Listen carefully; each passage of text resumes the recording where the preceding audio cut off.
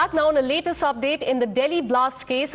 Amir Rashid Ali, who was arrested by the NIA yesterday, we're learning that he's been sent to 10 days of custody. The I-20 car that was used to carry out the blast was in fact registered in his name. Investigators say that Amir actively conspired with the suicide bomber Dr. Umar Nabi and helped procure the very vehicle that was then turned into a deadly IED. Let me go across to my colleague Bhavtosh, who's been tracking all the details from the Patiala House Court in the national capital. Bhavtosh, what really happened in this proceeding, in the court proceeding? We're learning that he's been sent to 10 days of NIA custody.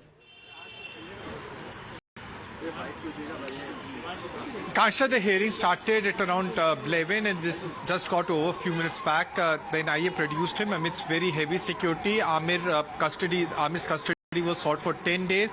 The court granted that custody. Since the hearing was in camera, we don't know exactly what happened. Yesterday, NIA, while arresting him, had issued a statement claiming that he purchased that I-20 car and that that car was used as a vehicle which was an improvised explosive device, and they had said that he actively participated in this entire conspiracy, and importantly they have said that Omar was a suicide bomber. Now this is for the first time that NIA has said so.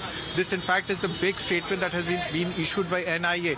Last week itself the case was transferred to the Anti-Terror Federal Probe Agency. Initially this case was being probed by the Delhi police, but looking into the gravity and seriousness of this case, the case is now being probed by the NIA. There have been several persons who have been detained in this case, but so far only one person has been arrested.